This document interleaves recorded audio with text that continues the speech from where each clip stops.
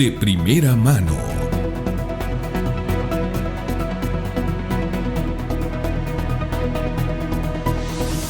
No se mueva. Está a punto de iniciar el informativo más completo de la tarde, con el maestro Francisco Javier Ruiz Quirrín.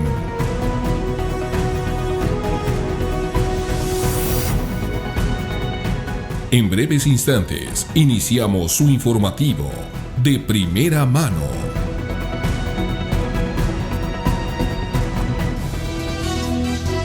Bienvenidos al informativo de primera mano. Las noticias más importantes generadas hasta el momento, enlaces, reportes desde el lugar de la noticia, entrevistas y mucho más, con el estilo único del maestro Francisco Javier Ruiz Quirrín.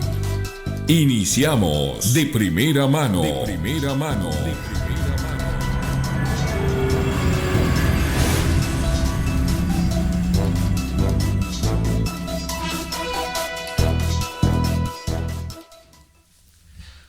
Hola, ¿qué tal? Muy pero muy buenas tardes. Qué gusto saludarlos en una edición más de este espacio de primera mano. Como usted ya lo sabe muy bien, todos los viernes les ofrecemos la mesa de análisis de Primera Plana. Me da mucho gusto también darles la bienvenida a mis compañeros. Hoy nos acompañan aquí en el estudio el periodista Gil Reyes, periodista de aquí de Hermosillo, con pues bastante popularidad ahí en las redes sociales, en el Twitter o ahora X. Gil, ¿cómo estás? Buenas tardes. Buenas tardes, Rigo, también Tony y todo el auditorio. Pues acá andamos de nueva cuenta para desmenuzar esos temas que están ahorita en la opinión pública.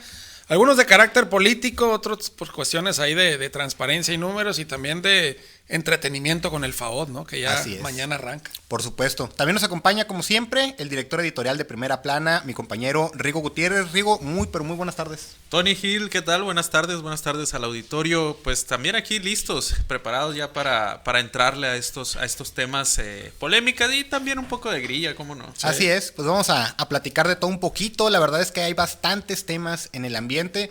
Obviamente, pues no podemos dejar de hablar de Donald Trump.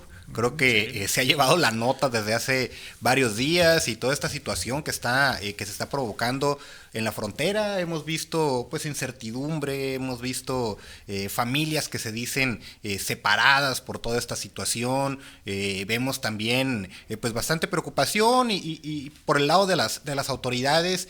Creo yo que ellos están mandando un mensaje de calma, de que las cosas están bien, pero pues nosotros también estamos allí para presionar y constatar que se estén llevando a cabo todas estas acciones. ¿Les parece, compañeros, si empezamos con este tema? Digo, traemos otros temas en la agenda, pero ahora sí que la migración ha sido la nota durante todos estos días. Gil, ¿cómo has visto en el transcurso de esta semana, y luego de la toma de posesión de Donald Trump, un presidente bastante polémico, ya su segundo mandato, amenazas en campaña que ya se cristalizaron con decretos, y hoy estamos viendo la expulsión de muchos migrantes, y los están deportando por todas las fronteras de México, incluyendo la de Sonora? Sí, es ahora sí que una situación que se veía venir, ¿no? Desde la campaña, precisamente cuando Donald Trump hizo esas amenazas que muchos han catalogado como mercenarias, ¿no? En el sentido de los derechos humanos y de todas esas personas compatriotas o de otros países, hermanos de otros países que están en los Estados Unidos. Es una situación de miedo, platicaba precisamente hoy con personas que están en Arizona en una situación de ilegalidad, vamos a decirlo, ¿no? Ilegalidad, que no tienen los documentos, y para ellos es temerosa la situación, porque inclusive hasta actualmente hay helicópteros que están sobrevolando algunas comunidades. En el caso de Arizona, no sé y no tengo conocimiento si en otros estados está igual, y si sea más que nada con la intención como de meterle el miedo a la gente, en vez de realmente alguna política contrastante, ¿no? De la cuestión migratoria, de voy por ti. Todavía no se ven esas escenas que ustedes recordarán, compañeros, que circularon por todo el mundo, de las personas enjauladas, ¿no? Los niños. Y bebés, ¿no? Niños, ahora sí que bastante preocupantes. Y te comento, Rigo, me parece interesante lo que comenta Gil, personas que están viviendo en este momento en una situación de ilegalidad, y lo digo así porque en el sexenio o en el mandato de Joe Biden y en el primer mandato de Donald Trump se les catalogaba como personas con situación migratoria irregular, ¿no? Hoy en día, con este decreto, creo que ya podemos hablar de ilegalidad, es decir, estas personas mexicanos, centroamericanos, personas migrantes, hoy sienten que son ilegales, están fuera de la ley y con el riesgo de ser sancionados incluso. Sí, yo creo que mucho de esta sensación que se puede dar tiene que ver con esta narrativa que fue tejiendo el mismo Donald Trump durante su campaña y que pues todos sus seguidores, ¿no? Están muy de acuerdo en catalogar ahora sí como delincuentes a todos los migrantes. Pues sabemos nosotros que la gran mayoría de las personas que cruzan a la frontera pues van a trabajar, no necesariamente son delincuentes, no necesariamente son asesinos, como lo dice el mismo Donald Trump. Sin embargo, el que lo diga un líder, el que lo diga un presidente, y vaya líder, pues ¿no? sí, así es, pues esto ya toma otro sentido. Como aquí lo vimos también con el mismo López Obrador, pues si lo decía López Obrador, pues ya lo creías y lo asumías como tal. Lo mismo pasa al otro lado de la frontera. Si lo dice Donald Trump, si él maneja este discurso, esta narrativa de que son asesinos, son nuestros enemigos, pues bueno, la gente lo asume así y esto atiza mucho el discurso racista que se puede dar y que lo hemos visto sobre todo en los estados de la frontera, que es donde se pone más crítico el tema migratorio. Sí, fíjense que me tocó escuchar una declaración de la presidenta Claudia Sheinbaum en donde ella hace énfasis en una situación. Dice, tenemos que referirnos a los decretos de Donald Trump porque eso es lo que hay ya en la letra, es lo que le da cierta legalidad a sus acciones y no tanto el discurso de campaña porque finalmente muchas veces era eso, era meramente discurso y como bien lo señalas, era una manera de exacerbar ese ánimo en el electorado de Donald Trump, que por ejemplo cuestiones que para nosotros resultan irrisorias como el Golfo de Estados Unidos que ahora quieren ellos renombrar, el cómo por ejemplo ellos ocultan muchísimo el problema que tienen con la adicción al fentanilo, la cuestión con las armas, creo yo que Donald Trump ha provocado una sensación en su electorado que hoy se está cristalizando en acciones y eso nos lleva a esta parte también del análisis migratorio que estamos obligados a hacer de qué es lo que van a hacer las autoridades porque en Sonora ya no es desconocido para nosotros el fenómeno migratorio. Hay que recordar que Sonora fue el tránsito de muchos haitianos, cubanos, venezolanos. Diferentes olas que se dieron, De alguna forma yo he visto por ejemplo a las autoridades estatales pues de cierta forma empapados en el tema debido a la experiencia que ya se tuvo con todas estas oleadas migratorias. Pero en ese sentido, Gil, ¿cómo has visto el papel que se ha desempeñado desde el gobierno federal, estatal y municipales, sobre todo en la frontera, ¿no? Fíjense, yo platicaba antier, para ser precisos, con Gloria Silvia Valdés. Ella es doctora, investigadora del Colegio de Sonora, que está muy empapada en el tema de migración y coincido en lo que menciona ella. Dice, hace unos días Sheinbaum mencionaba en la conferencia de las mañanas o mañanera que van a estar obviamente atendiendo a los migrantes que llegan al país, pero no hay estrategias contundentes ni claras. Eso le falta al gobierno federal, ser claro. No solamente es que lleguen los migrantes y a ver qué pasa, porque luego se genera una situación, una crisis. Ella mencionaba la palabra estrés en los municipios fronterizos. En el caso de Sonora tenemos 5, que Nogales, ahorita mencionabas, Tony, es el municipio donde el año pasado se tuvieron más deportaciones de Estados Unidos a México a través de Nogales, Sonora. Entonces ya ven esta tendencia, las autoridades de alguna otra manera tienen que ser claras para obviamente ofrecer las garantías tanto para la población sonorense y respaldar a los gobiernos municipales. Imagínate qué va a hacer el ayuntamiento de Nogales, qué va a hacer el ayuntamiento de Agua Prieta, San Luis Río Colorado, los otros municipios, con toda esa oleada de personas que lleguen y que muchos de ellos tendrán que estar en plazas. Sí, se van a habilitar albergues, ya hay algunos por ahí activos, pero van a ser insuficientes. Oye, y es que siempre ha habido deportaciones. El asunto aquí es que no nada más van a ser mexicanos, o por lo menos no se espera nada más que sean mexicanos, sino también centroamericanos y de otras naciones que van a sacar por ahí, por estas fronteras. Sí, de hecho, justo me tocó ir a las oficinas del Instituto Nacional de Migración.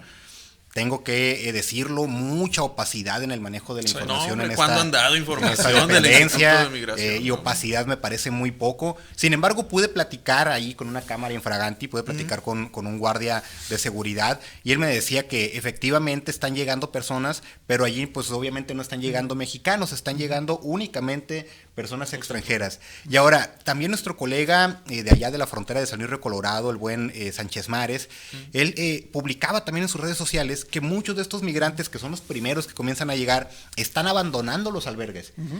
Los albergues están habilitados, pero están solos porque estas personas van a ir a buscar qué hacer, van a ir a buscar, pues de alguna manera obtener ingresos, ver si se regresan, ver qué hacen, pero por lo pronto en los municipios de la frontera, y me atrevo a decir que en Hermosillo, los vamos a estar viendo, y por algunas semanas, si no es que más tiempo, ¿no?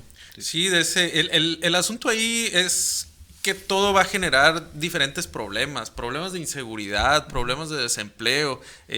Bueno, va a ir creciendo esta burbuja, y el detalle es, como ahorita el cuestionamiento que ponía sobre la mesa, ¿qué tan preparadas están las autoridades ante esto? ¿Se va a dar o no se va a dar? Pues por lo menos ya vimos que ¿sí? el presidente Trump no le tiembla la mano para tomar ese tipo de medidas. Entonces yo creo que desde antes ya debían haber estado preparadas las autoridades y no esperar a que tronara en este momento, porque los problemas van a ir creciendo. Sí. Y ahora también, Gil, se emitió una declaratoria de emergencia, el gobierno del estado de Sonora la solicitó, y esto pues va a hacer que pues el estado pudiera recibir recursos federales aunados a los saldos que ya se tienen en el Fondo de Desastres Naturales, y de esa manera se pudieran mitigar también estos impactos. El 20 de enero, ¿no? Se emitió, el propio gobernador informó de esta situación, ¿no? De esta declaratoria. Ahora, es importante porque un punto a mencionar también son los pesos y centavos, los presupuestos. Sí, claro. Este año Sonora va a tener un 41% menos de presupuesto en lo que es la atención de asuntos migratorios. Eso también lo han comentado los especialistas, me platicaba por ahí Gloria Cira Valdés, de lo que había 33 millones el año pasado, este año se bajó a 19 millones de pesos. Imagínate qué haces con 19 millones de pesos para atender toda esta crisis que se viene, porque va a ser una contingencia muy seria. Obviamente se ocupa recurrir a presupuestos o ingresos extraordinarios, en este caso de la Federación, y ojalá y se pueda destinar una buena cantidad de dinero, porque hay muchas cosas por hacer. Imagínate la cantidad de familias, esperemos y que esto se calme en las próximas semanas, porque precisamente lo que platicaba ahorita con la persona esta que reside en Arizona desde hace más de 10 años, dice, yo estaba indecisa si me voy o no a México, pero personas que están acá le dicen, si te vas a México ya no vuelves. ¿Por qué? Porque obviamente todos los filtros, todas las cuestiones que están en la frontera ahorita de revisiones, de permisos y demás, pues obviamente se están intensificando, y eso va a ser mucho más complicado. Entonces imagínate todas las familias que van a llegar al estado y todo lo que implica, ¿no? Un operativo, la cuestión económica, alimentaria, de salud, de seguridad, pues obviamente con 19 millones de pesos es insuficiente. Mañana en el Congreso nos platicaba ahí el diputado David Figueroa que va a haber una comisión, se va a reunir la comisión de migración, para resumir, porque le cambiaron el nombre y es muy extenso. Habrá algunos especialistas y también se va a abordar el tema, obviamente, con los distintos niveles de gobierno.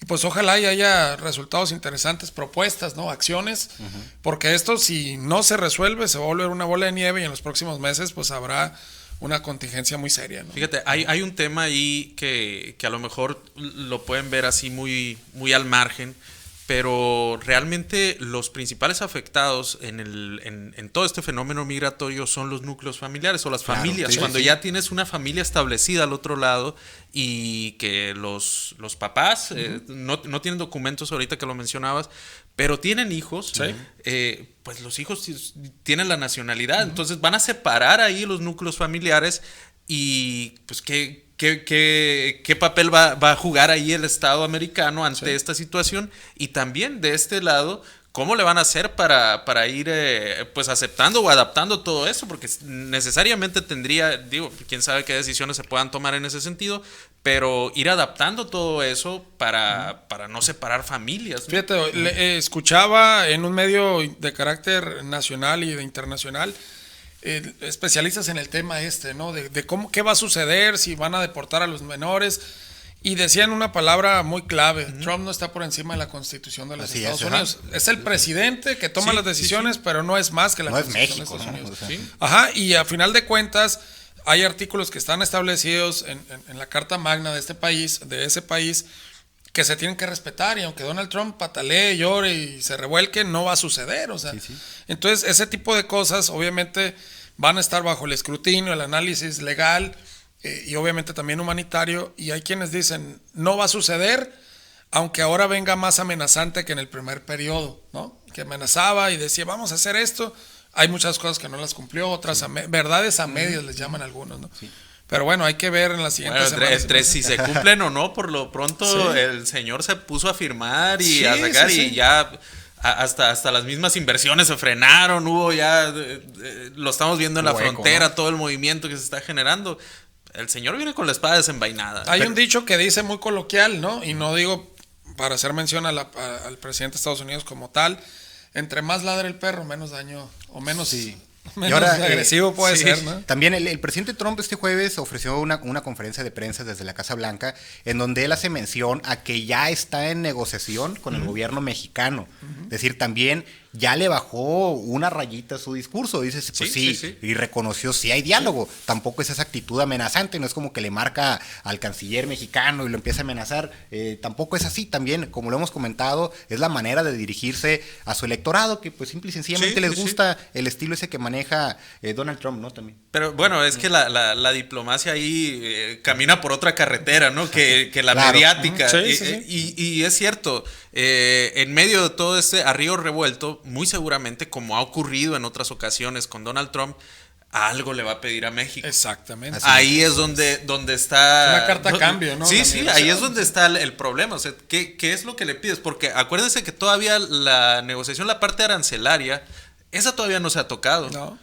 Ha entrado en el tema del narcotráfico, ha entrado en el tema de migración. Por ahí va, en el tema del narcotráfico. Pero los aranceles ahí quedaron. Sí. Y es... Pues el señor es experto en empresas y en hacer negocios. Por algo no lo hizo. Sí, yo creo que va más por el lado de la seguridad, ¿no? De la cuestión del consumo de drogas en Estados Unidos y de todo lo que se manda de México para allá. Yo creo que eso va en el sentido de, a ver, gobierno mexicano, si no haces algo al respecto, que él también ya ha hecho las amenazas que ha dicho, ¿no? De catalogar a los cárteles como terroristas y todo esto. Yo creo que va más por el rollo de seguridad. Los videos son escalofriantes en los Estados Unidos de las personas en la calle prácticamente como zombies, ¿no? Y cada vez son más ciudades, ¿no? Las que registran ese fenómeno tan lamentable, ¿no? Y Estados Unidos también adolece de esto. No les cuesta mucho trabajo reconocer que tienen una crisis de opioides que las mismas farmacéuticas provocaron, porque al final de cuentas el fentanilo, digamos, que produce el narcotráfico en México, llegó después, porque primeramente el fentanilo se le empezó a recetar a muchas personas que presentaban dolores crónicos, esto se les fue provocando adicciones, y después el narco mexicano pues buscó ese mercado, por así decirlo, en Estados Unidos. Pero Estados Unidos tiene una crisis con los opioides enorme. Estados Unidos tiene una crisis armamentística, bueno, del manejo de las armas, también muy, pero muy fuerte. Y yo creo que por ahí va a ir el asunto. En materia de seguridad, siento yo que va a estar el debate. Si es que Donald Trump se atreve a catalogar a los carteles mexicanos como terroristas, pues le va a dar más injerencia, ¿no? Para que pudieran operar las corporaciones policíacas en esta parte. En fin, creo que se viene una situación un poco... pues polémica, ¿no? Pudiéramos decirlo de alguna forma, en torno a la seguridad pública y a cómo se van a comportar ambos países, ¿no? Es bueno Trump para acaparar los espacios, ¿no? Para manejar la agenda y él toma el control de la agenda. Completamente. Y hace que los demás se muevan a su ritmo, ¿no? Eso sin necesidad de poner videos de chicochea. Sí, ándale. Así es. Sí. Bueno, compañeros, pues si les parece, hacemos una breve pausa y volvemos en un par de minutos a seguir escudriñando aquí los temas. Pausa. Estás viendo De Primera Mano. Regresamos después de la pausa. DVD Primera Plana, tu canal. En invierno también se disfruta de la naturaleza de Sonora. Explora y diviértete en el mar o en la ciudad. Practica senderismo, explora el ecosafari, pasea en kayak, visita el museo y nada con delfines. Todo esto y más en el Delfinario Sonora, Estero el Soldado y el Centro Ecológico. Vive las más emocionantes aventuras en la naturaleza de Sonora. Sonora, tierra de oportunidades. ¿Te imaginas un invierno sin frío? En Las Palomas Beach & Golf Resort, el clima perfecto te espera. Despierta con vistas al Mar de Cortés. Disfruta de un día de golf bajo el sol. Y deleita tu paladar con nuestra exquisita gastronomía. Todo, desde conexión Wi-Fi rápida hasta paquetes de estancia prolongada. Olvídate del invierno. Ven a Las Palomas. Reserva ahora y asegura tu lugar al sol.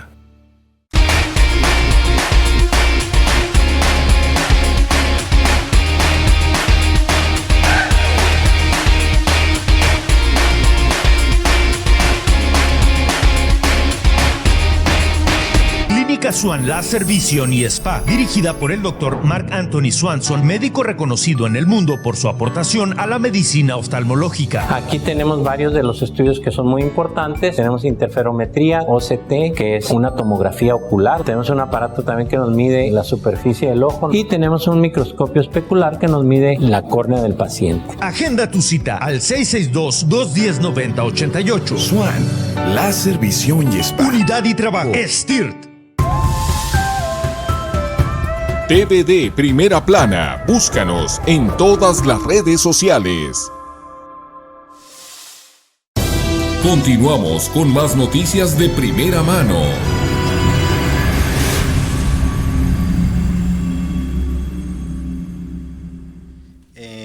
Bueno, ya estamos de vuelta, ya estamos aquí de vuelta en la mesa de análisis de Primera Plana.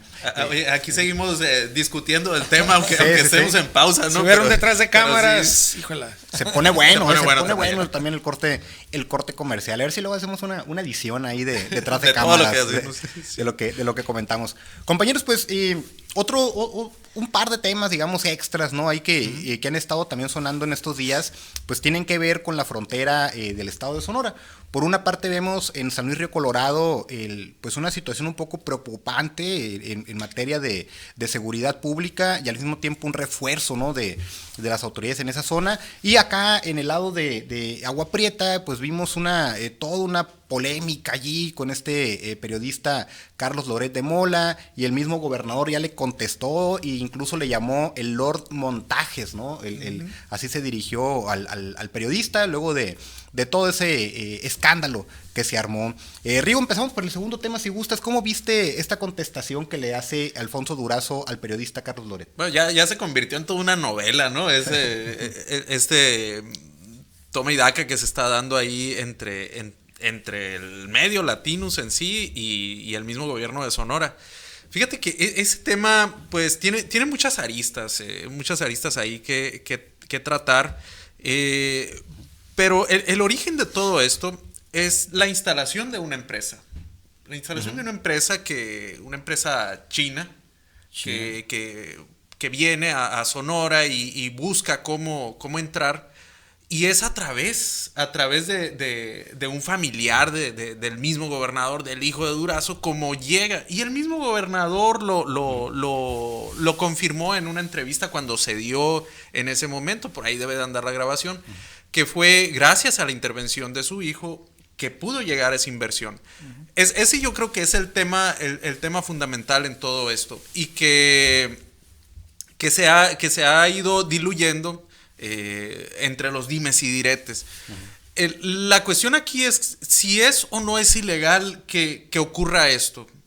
Pues no hay ninguna ilegalidad en eso, ¿no? Desde luego que no hay ninguna ilegalidad en que se pueda, o que alguien ayude a que venga una empresa a instalarse. En todo caso, lo que uno pudiera cuestionar es las relaciones que se pueden dar después de esto. Porque hay terceros personajes, como el caso del secretario ahí de Desarrollo Social, Fernando Rojo de la Vega, que pues vimos que pues él estaba involucrado en este caso al firmar como una especie de administrador en ese tema. Entonces todo esto, como les decía, es una especie de trama novelesco que de repente se da o que se exhibe después de que este medio Latinus lo da a conocer. Y Y esto nos lleva a otro punto, que es la transparencia. Es decir, el mismo gobierno de Sonora estaba obligado a transparentar toda esa información, no dejarlo a que por ahí algún medio descubriera. O eso. Es obligación del gobierno de Sonora poner todos los elementos, transparentar toda la información y no dejar cabos sueltos a especulaciones, a esto. Ahora, otra cosa es cómo reaccionó el gobierno de Sonora ante un reportaje que hace un medio. Y pues bueno, ahí ya la historia la sabemos, ¿no? Sí, fíjate, a mí me tocó estar presente en la conferencia de prensa que convocó el gobernador Alfonso Durazo, la última de ellas, y una reportera le pregunta justo sobre este tema, ¿no? Le pide su opinión y el gobernador, la verdad es que de manera puntual, le contestó todos los puntos al periodista Carlos Loret. Por ejemplo, le dice que en Sonora no hay estos recintos fiscales que llamaban en este reportaje. Sí. También es muy claro al decir que Fernando Rojo pues no trabajaba en el gobierno de Sonora cuando se fundó esta empresa. También luego dice que él se retiró de esta empresa o de la mesa directiva que formaba parte cuando ingresa al gobierno del estado. En fin, hay varios puntos que el gobernador señala. También lo del terreno, ¿no? Dice que no se donó ningún terreno, que es parte de lo más polémico de este reportaje. Incluso dice el gobernador, si me consiguen tierra en Echojoa, les doy el doble. Si me traen una inversión en Echojoa, les doy el doble. Si me lo llevan a Bavispe, les doy el cuádruple. Y en fin, a mí me llamó la atención el que se le llamara a Loret de Mola el Lord Montajes, porque siento que es una narrativa que tomó más fuerza que antes. Es decir, yo veo que si hubo una intención de dañar al gobierno de Sonora con este reportaje, no lo vi tal cual. Siento yo que el gobernador sigue su curso, el gobierno del estado sigue su curso, y no vi pues de alguna manera que haya trastocado. Más bien lo que sí vi, y fue después con la siguiente contestación de Loret, hay una intención de Loret de Mola de encajarse, de provocar pues polémica, ¿no? De decir, te contesto para que me contestes y seguimos con este tema hablando de esto 2 o 3 meses más. Y siento yo que de parte del gobernador pues no quiso caer en en ese juego de dimes y diretes. Yo creo que ahí en este punto el que estás contestando y eso y aquello, pues lo hemos visto muchas veces y con otros casos, no es exclusivamente con este caso, con este escándalo. Cuando la autoridad se sube al ring y empieza a descalificar, pierde toda intención la respuesta que puedas dar. Yo creo que sí fue equivocado.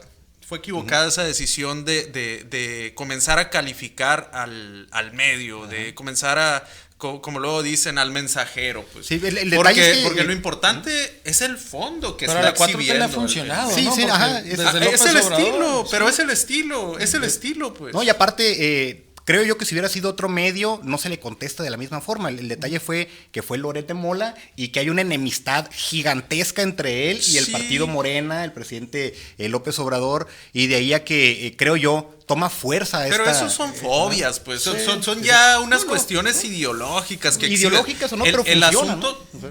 pues... Sí. Funciona para quien se deja, pues. El asunto de fondo, y yo creo que tú lo mencionaste, era aclarar los puntos uno a uno como lo hicieron. No tanto el descalificar. No sé si es claro. No, es que ahí va de paso. Es decir, para empezar, dice el palabras más, palabras menos, viene de Lord Montajes, ¿no? Y trae el sello de la casa de Loret. Ahora, ¿era necesario? Bueno, es que siendo, yo creo que sí, siendo el medio Latinos y siendo el Loret de Mola, creo yo que para un gobernante de Morena sí era necesario, bueno, por la un fuerza gobernante de Morena, porque es el estilo. Pues. Fíjate, a mí me recuerda ahora que estuvo la controversia, ¿no? Con lo del paso a desnivel, y hubo una conferencia en Morena con Judith, la dirigente estatal, y ella mencionaba, bueno, hay un reportaje en Reforma acerca de esta situación, y le decía yo, bueno, ahora, ¿por qué Reforma para ustedes sí es una fuente confiable cuando durante todo el sexenio pasado, pues fue lo contrario, ¿no? Entonces decía, bueno, es que aquí es la opinión del periodista. Sí, pero se publica en el medio en el que ustedes muchos años, pues obviamente estuvieron en guerra, ¿no? En batalla, pero... Yo creo que se enganchó en este caso Durazo y teniendo los argumentos, porque los tiene el gobierno de Sonora, tiene los argumentos para responder, pues malamente se enganchó. Y también otro error que veo en esto es que la primera respuesta que da el aparato gubernamental, porque hay que decirlo así, el aparato gubernamental ante este reportaje de Latinos fue muy débil. Fue aquella carta o aquel desplegado, ¿no recuerdan que sacó Fernando Rojo? Sí. A título personal, no del gobierno de Sonora, donde no entraba en detalle para nada en el caso. Entonces sí me parece que les faltó un poco de delinear una ruta crítica para responder y tardaron mucho tiempo. Sí, ahora, ¿crees que el tema... Teniendo las respuestas, teniendo las respuestas para hacerlo. Sí, ¿crees que el tema se va a acabar aquí o vamos a seguir escuchando de esta situación, ¿no? Pues yo creo que pudiera haberse acabado desde el primer día si lo hubieran operado bien. Sí. Okay. Sí, como que se ha ido diluyendo, pero al final de cuentas, fíjense, ahorita que mencionaba, me tocó ir a la inauguración, estar ahí en Agua Prieta, recorrer la maquiladora. ¿La conoces, Gil? Entonces, la planta. Sí. Me tocó entrar, hacer un recorrido con el entonces secretario del Trabajo, obviamente el gobernador encabezando el evento, pero el entonces secretario del Trabajo, Francisco Vázquez. Platicamos con algunos trabajadores y la gente chambeándole, ¿no? Que eso es lo positivo también de la obra, ¿no? Así es, la mucho gente empleo, quiere trabajar, derramas. Sí. Y luego en Agua Prieta, donde no hay mucho para dónde hacerse. Sí. Entonces, bien como tú dices, Rigo, a lo mejor era atajarlo desde el principio, también mostrar esas partes positivas de, a ver, el empleo es esto, la derrama es esta, de alguna otra manera la empresa representa esto para el municipio, ¿no? Como que también era fortalecer esa parte. Sí, soy de la idea de que cualquier calificativo que se le pueda dar a cualquier medio de comunicación, estamos todos en algún momento en una situación de que podamos presentar cierta información o reportajes, y yo creo que calificarnos a los medios por alguna tendencia o ideología no es lo correcto, en eso sí concuerdo. Pero también, bien lo menciona Rigo, y repito, al principio pudieron el día 1, en cuestión de horas, haber salido a manejar esa crisis de inmediato y haber acabado, es cierto, ¿no? Sí. El gobernador, lo que sí también hay que reconocerle, porque a diferencia de otros gobernadores, como lo que pasa en Sinaloa ahora, que fueron y le tomaron la oficina a Rocha y no sale Rocha, hay que reconocerle a Durazo que también es un tipo que le sabe y tiene toda la vida en la política y le entiende, ¿no? Le entra, por lo menos. Le entra, exacto. No se oculta, pues. Muchas veces nos ha tocado temas ahí, Tony, estamos seguido ahí en Palacio, preguntarle temas y dice, oiga, pues, le entramos, no es bronca, o sea, sabe cómo manejar los temas, pues, ¿qué le vas a explicar a alguien que tiene décadas en esto? Así ¿no? es, viejo lobo de mar en la política. Sí. Pero bueno, ahí va este asunto, caso, ¿no? De los dimes y diretes que estuvimos atestiguando en los últimos días. Un último ¿no? punto. Sí. El amiguismo y el influyentismo, todo esto no se aclara todavía. Eso, yo creo que ese detalle fino del influyentismo o el amiguismo que se pudo haber dado en todo esto, el gobierno de Sonora todavía queda mucho a deber para dar respuestas a eso. Hay que cuidar esa parte, ¿no? Y evitar lo que pasó con gobiernos como el de Padres, ¿no? Donde los amigos tenían a veces mucha decisión, pues, ¿no? Sí. Bastante. Sí, o sea, necesitas a gente capaz haciendo cosas para la gente, porque les pagamos por eso. Sí. O sea, necesitas gente capaz en los cargos públicos. Que algo también hay que reconocer a la administración estatal, ha habido pocos escándalos, ¿no? A diferencia en la cuestión del gabinete. Obviamente hay algunas figuras por ahí que ya conocíamos de tiempo atrás, que están haciendo su chamba, pero también creo yo que no ha habido o no ha explotado algún escándalo como sucedió en administraciones anteriores, ¿no? O al menos esa es mi percepción, no sé ustedes cómo la ven. Sí, creo yo que pues van avanzando. Afortunadamente para los sonorenses no hemos visto ese tipo de escándalos y esperemos que sí continúe por el bien de todos, ¿no? Compañeros, pues ya se acerca el Festival Alfonso Ortiz Tirado. Ya hay todo un operativo, están afinando los detalles. Ya están las maletas listas. Para que empiece. Y si les parece, podemos hacer una pausa y volvemos a platicar de este tema, porque también se va a poner muy, pero muy bueno. Pausa. Estás viendo De Primera Mano. Regresamos después de la pausa.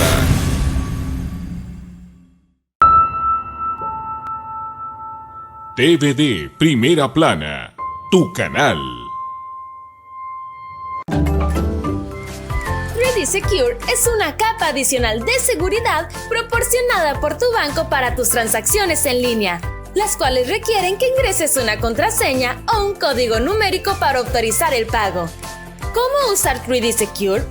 Después de ingresar los detalles de tu tarjeta, se abrirá una pantalla emergente similar a esta, la cual contendrá logo de tu banco, nombre del comercio en el que estás comprando, importe de tu compra, fecha de tu compra, últimos 4 dígitos de tu cuenta o tarjeta bancaria, un espacio para ingresar el código que te enviará tu banco vía SMS o vía aplicación. Ingresa el código o contraseña y haz clic en enviar para autenticar el pago. Si no sabes tu contraseña o no has configurado 3D Secure en tu cuenta bancaria, por favor ponte en contacto con tu banco. ¡Y listo! Tu compra ha sido realizada con éxito y de una manera completamente segura. Sé positivo, sé diferente, sé Yupi.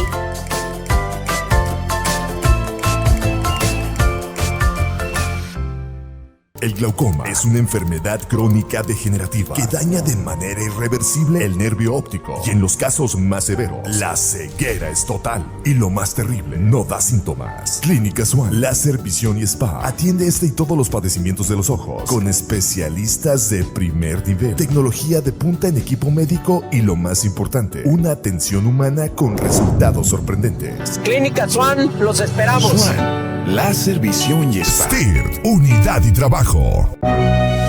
Vender más puede ser posible. Hoy en día, la comunicación digital es una gran opción. TVD Primera Plana, tu mejor aliado. Continuamos con más noticias de primera mano.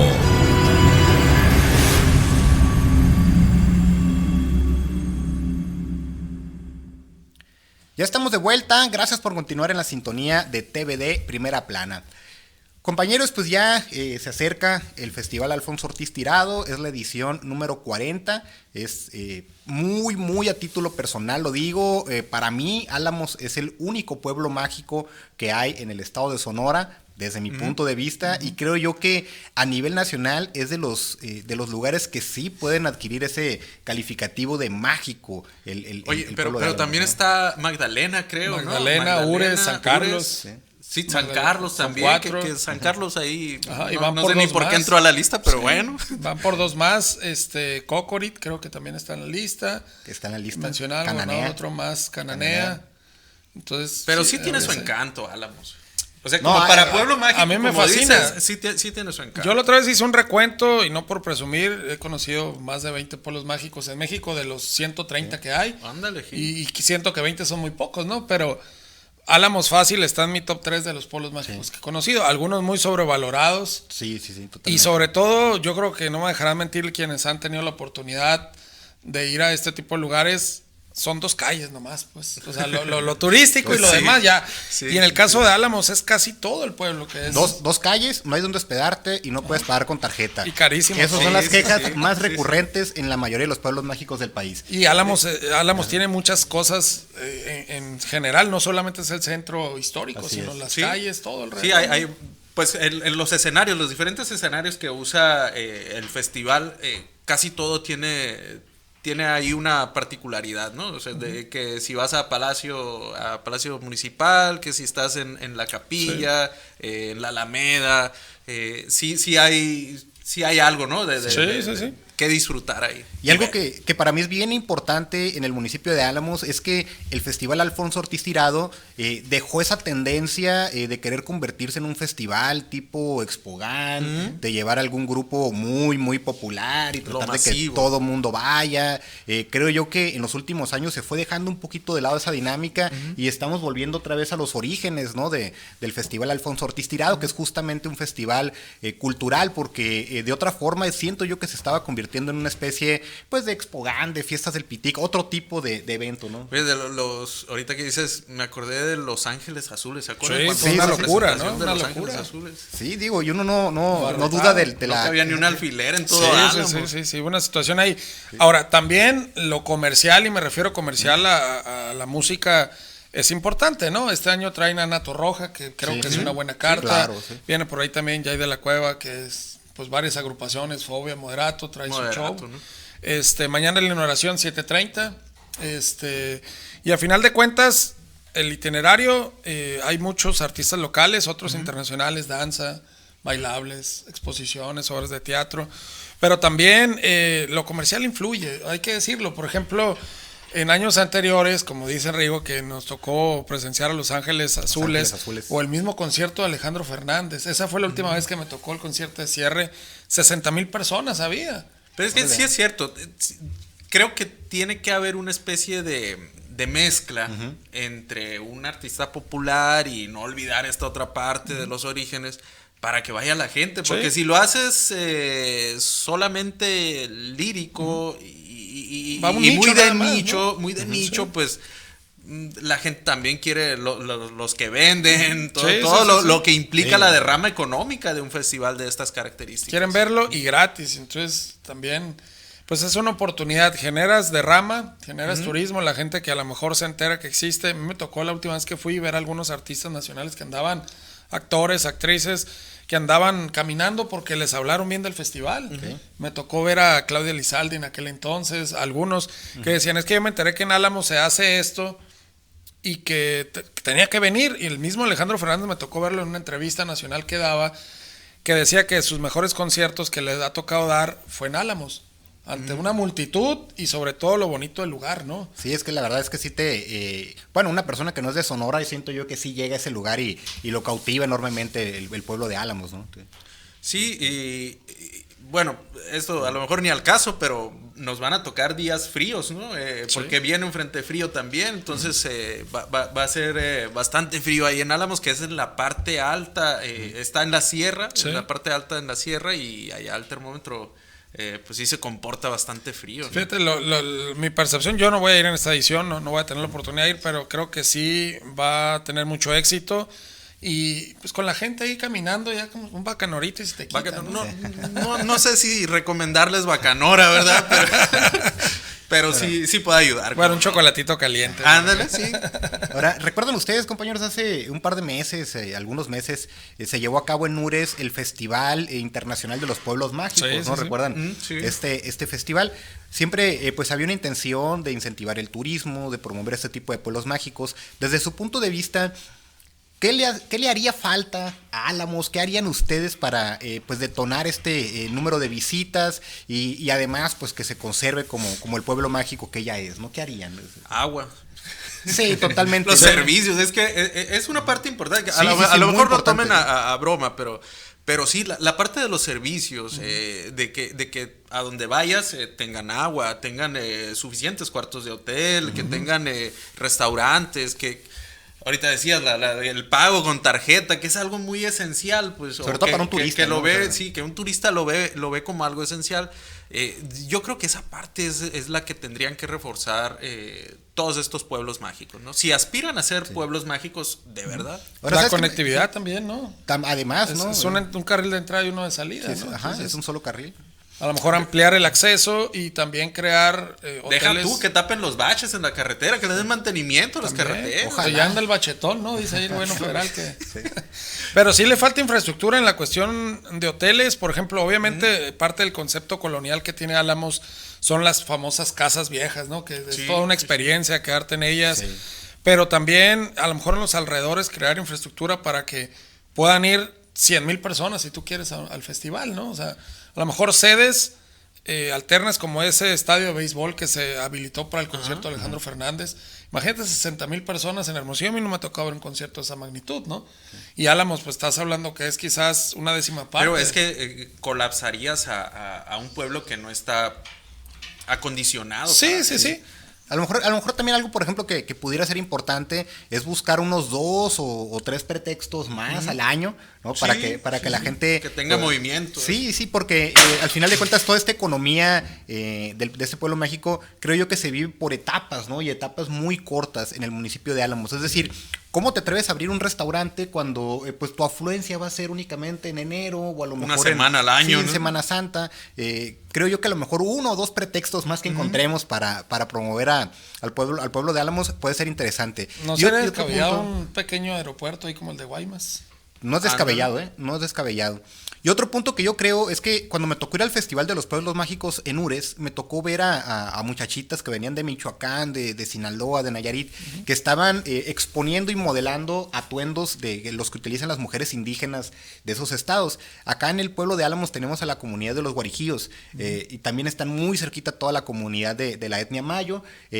Creo que sí hay promoción de esas etnias en Álamos, pero me gustaría verlo más. Creo yo que también sería un ingrediente que le iba a provocar mucho sazón al municipio de Álamos allí. Sí, ahí tenemos el museo costumbrista, ¿no? El museo de Álamos, pero pues no se explota mucho también esa otra parte, ¿no? Así es. Bueno, compañeros, creo que estamos llegando ya al final de este espacio. La verdad es que muy interesantes todos los temas. Hay muchísimo de qué platicar. Creo yo que en los 3 temas que hemos abordado nos pudiéramos extender 1 hora en cada uno, pero simple y sencillamente no nos alcanza el espacio al aire. Así que si ustedes me lo permiten, nos despedimos. Algo que deseen agregar. Compañeros Gil, muchas gracias por estar aquí. No, gracias a ustedes por invitarme y pues obviamente pendientes ahí de la agenda de lo que suceda en el FAOT. ¿Vas a andar por allá? Así es.